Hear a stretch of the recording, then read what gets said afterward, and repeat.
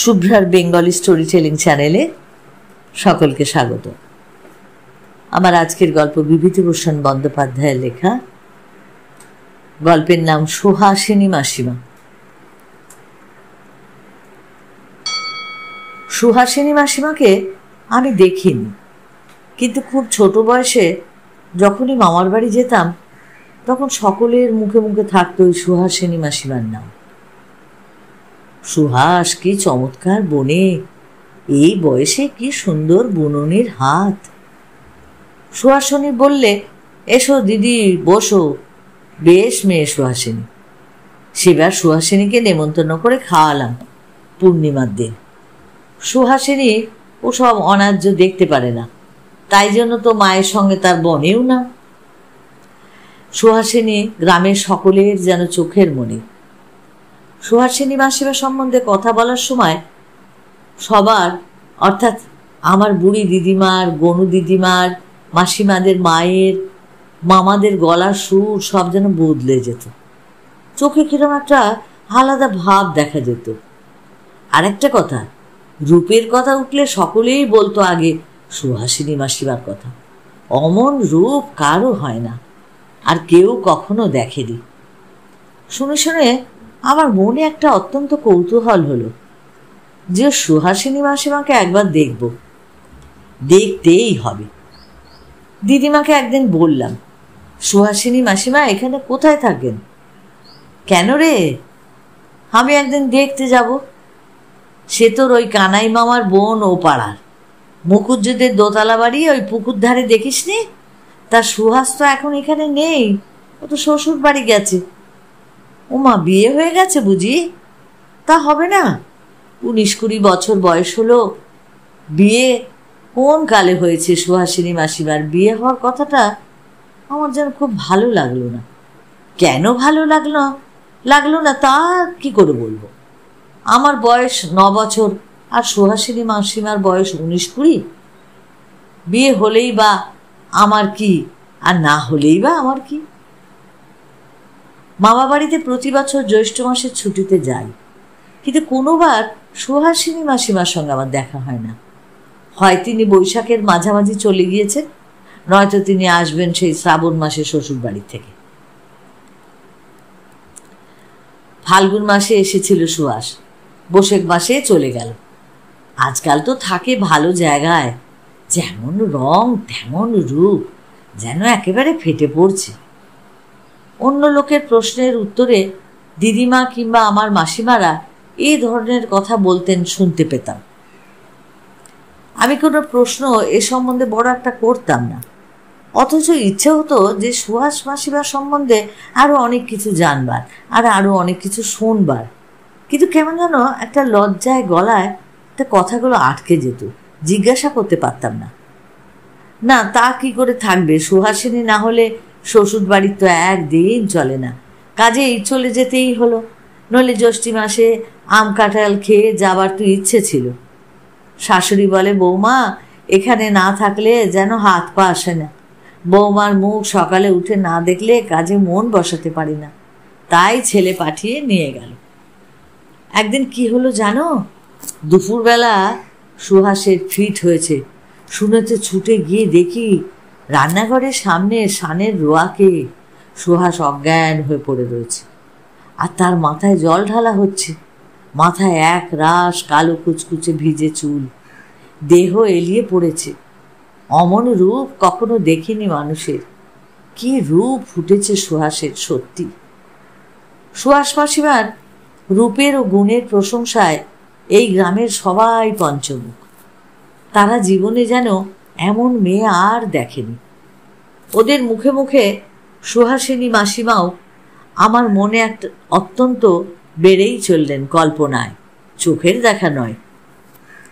অল্প বয়সে যখন মনের আকাশ একেবারে শূন্য, তখন লোকের মুখে শুনে শুনে ধীরে ধীরে একটা আদর্শ নারী মূর্তি আমার মনে গড়ে উঠেছিল। বহুকাল পর্যন্ত এই মানসী নারী প্রতিমার কোষ্ঠী পাথরে বাস্তব জীবনে দৃষ্ট সমস্ত নারীর রূপ ও গুণ আমি যাচাই করে নিতাম, অনেকটা নিজের অজ্ঞতা স্বরেই বোধহয়। সে মানসী প্রতিমা ও আদর্শ নারী ছিলেন সুহাসিনী মাসিমা, যাকে কখনো চোখেই দেখলাম না। তখন কলেজে পড়ি, কি একটা ছুটিতে মামার বাড়িতে গেছি। তখন অনেকটা গম্ভীর হয়ে পড়েছে আগের থেকে। রান্নাঘরের কোণে বসে দিদিমা ও মাসিমাদের মুখে মেয়েলি গল্প শোনার থেকে চণ্ডী মণ্ডপে মেজ দাদু ও মামাদের সঙ্গে জার্মান যুদ্ধের আলোচনা আর সেই সম্বন্ধে নিজের সদ্য অধীত লজের মডার্ন ইউরোপের ঐতিহাসিক জ্ঞান সগর্বে প্রদর্শন করবার ঝোঁক তখন আমার অনেক বেশি। সকালবেলা আমি সমবেত 2-5 জন লোকের সামনে বিসমার্কের রাজনীতি ও জীবনী সহোৎসাহে বর্ণনা করছি। এমন সময় ও পাড়ার কানাই মামা, সুহাসিনী মাসিমার ছোট ভাই, এসে সেখানে দাঁড়ালো। মেজে দাদু জিজ্ঞাসা করলো, কি কানাই, কবে এলে কলকাতা থেকে? কানাই বলল, আজই এলুম কাকাবাবু। দিদি আজ ও বেলা ট্রেনে আসবে কি না? দাদাবাবু 15 দিনের ছুটি নিয়ে আসবেন, তাই আমি সকালের গাড়িতে চলে এলুম স্টেশনে গাড়ি পাঠানোর ব্যবস্থা করতে। শুনে মনে কেমন একটা আনন্দ আর উত্তেজনা অনুভব করলাম। সুহাসিনী মাসিমা আসবেন, আজই দেখব। এতকাল পর ওই সুহাসিনী মাসিমার সঙ্গে চাক্ষুষ দেখা হবে। আমার মনের সেই মানসী প্রতিমা সুহাসিনী মাসিমা। তারপর আবার নিজেই আশ্চর্য হয়ে গেলাম নিজের মনের ভাবের কাছে। আসেন আসুন, না আসেন না আসুন, আচ্ছা আমার কি তাতে? অথচ সন্ধেবেলার দিকে কাঁটাল তলাটায় পায়চারি করছিলাম, বোধহয় কিছুটা উৎসুকভাবেই। এই পথ দিয়েই তো সুহাসিনী মাসিমার গরুর গাড়ি স্টেশন থেকে আসবে, এইটাই তো একমাত্র পথ। সন্ধ্যের কিছু আগে গরুর গাড়ি স্টেশন থেকে ফিরে এলো। কানাই মামার ছোট ভাই বীরু তাতে বসে। জিজ্ঞাসা করলাম, কোথায় গিয়েছিলে বীরু? গাড়ি গিয়েছিল কোথায়? বীরু বলল, স্টেশনে। বড় দিদির আসবার কথা ছিল, তে এলো না। তা আমি বললাম, রাতের ট্রেনেও তো আসতে পারেন। না, তা আসবেন না, অন্ধকার রাত, মেঠো পথ দিয়ে আসা, রাত্রের গাড়িতে কখনো আসবেন না, কথাই আছে। গাড়ি চলে গেল। জীবনের গত 10 বছরের মধ্যে তখন আমার বয়স ছিল 9 আর এখন 19। এই প্রথমবার সুহাসিনী মাসিমাকে দেখবার একটা সুযোগ হয়েছিল, কিন্তু সেটাও ঘটল না। সেদিন কেন, তারপর প্রায় 1 মাস সেখানে ছিলাম। সুহাসিনী মাসিমা তার মধ্যে একবারও আসেনি। কলেজ থেকে বার হয়ে ক্রমে চাকরিতে ঢুকে পড়লাম। বয়স হয়েছে 24। 16 বছর কেটে গেছে বাল্যের সেই মামার বাড়ির দিনগুলোর থেকে। দিদিমাও বেঁচে নেই। মামার বাড়ি যাওয়া আগের থেকে অনেক কমে গেছে। সুহাসিনী মাসিমার কথা শুনতে পাই কেবল আমার আপন মাসিমাদের মুখে, তাও তত বেশি করে নয়, বা তত ঘন ঘনও নয়। বাল্যকালে যেরকম দিদিমার মুখে শুনতাম সেরকম নয়। কিন্তু তা বলে সুহাসিনী মাসিমা কি আমার মনে ছোট হয়ে গেছেন? আশ্চর্যের বিষয়, তা কিন্তু মোটেই নয়। বাল্যের সেই মানসী প্রতিমা যেমন তেমনই ছিল, তার রূপের কোথাও এতটুকু ম্লান হয়নি। বন্ধু বান্ধবের বিয়েতে নিমন্ত্রিত হয়ে গিয়ে কত নববধূকে সেই মানসী প্রতিমার কোষ্ঠীপাতরে যাচাই করতে গিয়ে তাদের প্রতি আমি কত অবিচার করেছি। বয়স যখন 30-32, তখন কলকাতায় এসে থাকতে হলো কার্য উপলক্ষে। একদিন আমার মামার মুখে কথায় কথায় শুনলাম যে সুহাসিনী মাসিমার স্বামী এখন বড় ইঞ্জিনিয়ার, অনেক টাকা রোজগার করেন। বাগবাজারে নবীন বোসের লেনে সম্প্রতি বাসা করে আছেন। এমনকি মামা বললেন, যাবি একদিন? সুহাস দিদির সঙ্গে আমারও অনেকদিন দেখা হয়নি, তুই তো কখনো দেখিসনি, দেখেছিস? চল কাল যাওয়া যাক, ঠিকানাটা আমার ডায়েরিতে লেখা আছে। পরদিন আমার কি একটা গুরুতর কাজ ছিল, তাতে যাওয়া হলো না। মামাও আর সে সম্বন্ধে কোনো উত্থাপন করলো না। আমি ইচ্ছা করলে একাই যেতে পারতাম। মামা ঠিকানাটা আমায় বলেছিলেন, কিন্তু যাই হোক, পরে চিন্তা করলাম তারা তো আমায় কেউ চেনে না, এই অবস্থায় যেচে সেখানে যাওয়াটা ঠিক হবে না। এমনি করে আরও বছর 2-3 কেটে গেল। আমার বয়স তখন 34। সংসারী মানুষ, ছেলেপুলে হয়ে পড়েছে অনেকগুলো। পশ্চিমের কর্মস্থান থেকে দেশে ঘন ঘন আসাও ঘটে না। এই সময় একবার মামার বাড়ির গ্রামের কানাই মামার সঙ্গে জামালপুর স্টেশনে দেখা। কানাই আমার বাল্যবন্ধু, সুহাসিনী মাসিমার ছোট ভাই। কি হে কানাই মামা, যে এখানে কোথায়? আরে শচীন, যে তুমি কোথায়? আমি এখানে আছি বছরখানেক, ওয়ার্কশপে কাজ করি।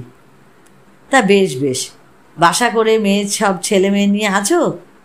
না, দিদি তো মুঙ্গেরে রয়েছে কি না, জামাইবাবুর শরীর খারাপ, চেঞ্জে এসেছেন, সেখান থেকেই যাতায়াত করি। এসো না একদিন, এই বেলুন বাজারে গঙ্গার কাছে।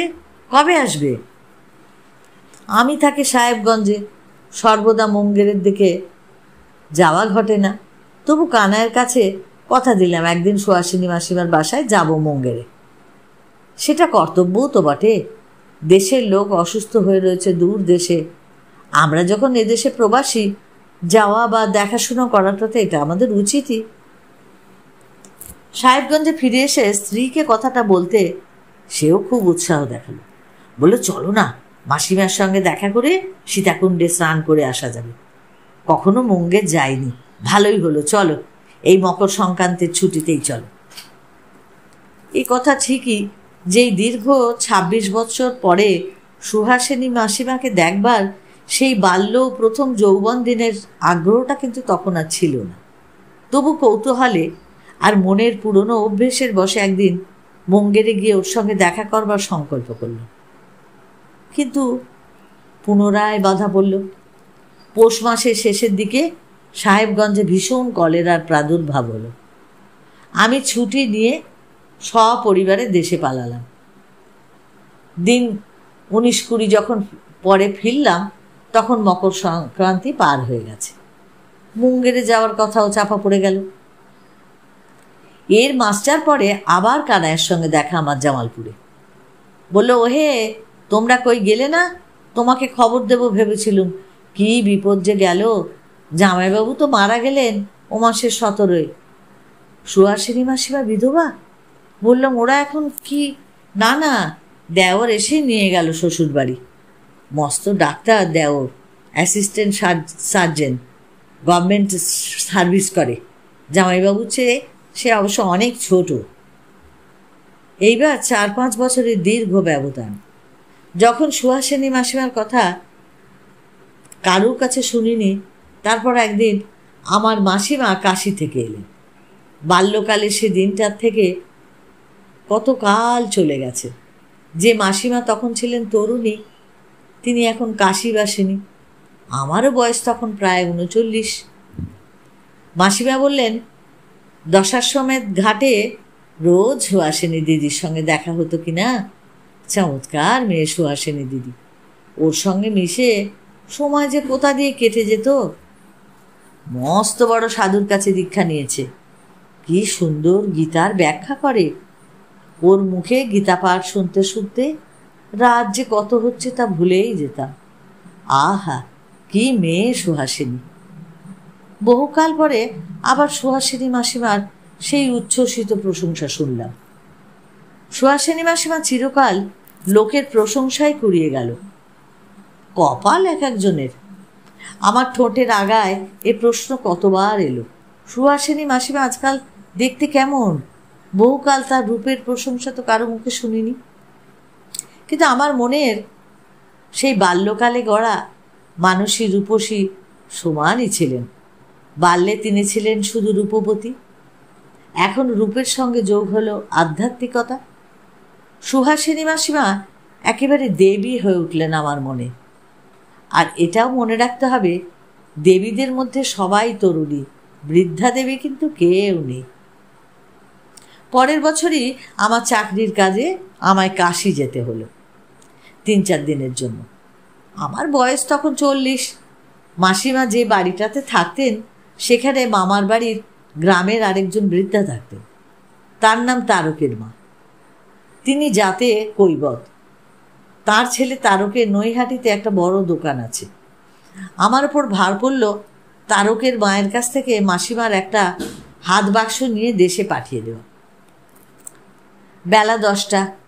মন্দির আদি দর্শন করার পর দশাশ্বমেধ ঘাটে স্নান করতে নামছি। সঙ্গে আছে তারকের মা। তারকের মা স্নানার্থীদের ভিড়ের মধ্যে কাকে একটা সম্বোধন করে বলল, দিদি ঠাকুরানের আজ যে সকাল সকাল হয়ে গেল। যাকে উদ্দেশ্য করে বলা হলো তিনি কি উত্তর দিলেন আমি ভালো করে শোনার আগেই তারকের মা আমার দিকে চেয়ে বলল, চিনতে পারলেন না শচীন? আমাদের গাঁয়ের কানাইয়ের দিদি সুহাসিনী। চেনো না তুমি? বোধহয় একটু আমি অন্যমনস্ক হয়েছিলাম। কথাটা কানে যেতেই চমকে উঠে দেখি একজন মণ্ডিত মস্তক স্থূলকায় বৃদ্ধা এক ঘটি জল হাতে সিক্ত বসনে উঠে চলে যাচ্ছে। ফর্সা রং জ্বলে গেলে যেমন হয় গায়ের রং, তেমনই মুখের চামড়া কুঁচকে গেছে। নিতান্ত নির্বোধ নিরীহ পাড়াগাঁয়ের বুড়িদের মতো মুখের চোখের তার ভাব। সেই সুহাসিনী মাসিমা! আমি কি আশা করেছিলাম এই সুদীর্ঘ 30 বছর পরেও সুহাসিনী মাসিমাকে রূপসী যুবতী দেখতে পাব? তবে কেন যে ভীষণ আশ্চর্য হয়ে গেলাম, কেন যে মনটা হঠাৎ আমার ভারাক্রান্ত হয়ে গেল কে জানে। বড় ক্লান্ত বোধ করলাম, ভীষণ ক্লান্ত আর নিরুৎসাহ। ভাবলাম কাশির কাজ তো মিটে গেছে, মাসিমার বাক্সটা নিয়ে ওবেলার ট্রেনেই চলে যাব। এখানে থেকে মিছিমিছি সময় নষ্ট। সুহাসিনী মাসিমার সম্বন্ধে শুনতে শুনতে লেখকের মনে একটা অনিন্দ আদর্শ একটা নারী যেন কল্পনায় থাকত। তিনি চিন্তা করতেন সুহাসিনী মাসিমা এরকম, কিন্তু যেদিন তিনি সাক্ষাৎ করলেন সত্যিকারের কাশিতে, তখন মাঝে অনেক সময়টা পেরিয়ে গেছে। সেই মধ্যবয়স্কা সুহাসিনী মাসিমাকে দেখে লেখকের মনটা হতাশায় ভরে গেল। তাই সে আর বেশি দিন কাশিতে থাকতে চাইলেন না। তিনি সেদিনই কলকাতায় ফিরতে চাইলেন কাশি থেকে, কারণ তার কল্পনার সেই নারী আজ কোথায় যেন হারিয়ে গেছে। তার সেই কল্পনার নারীর সঙ্গে বর্তমানে সুহাসিনী মাসিমার কোনোই মিল খুঁজে পেলেন না লেখক। তাই মিষ্টি গল্পটা যদি তোমাদের ভালো লাগে তাহলে তোমরা অবশ্যই লাইক ও শেয়ার করো। আর যারা এখনো সাবস্ক্রাইব করোনি তারা প্লিজ সাবস্ক্রাইব করো। আর যারা সাবস্ক্রাইব আমাকে করেছো তাদেরকে আমার অনেক অনেক ধন্যবাদ। প্লিজ আমার পাশে থেকো। সকলে ভালো থেকো, অপেক্ষায় থেকো আমার পরবর্তী গল্পের জন্য।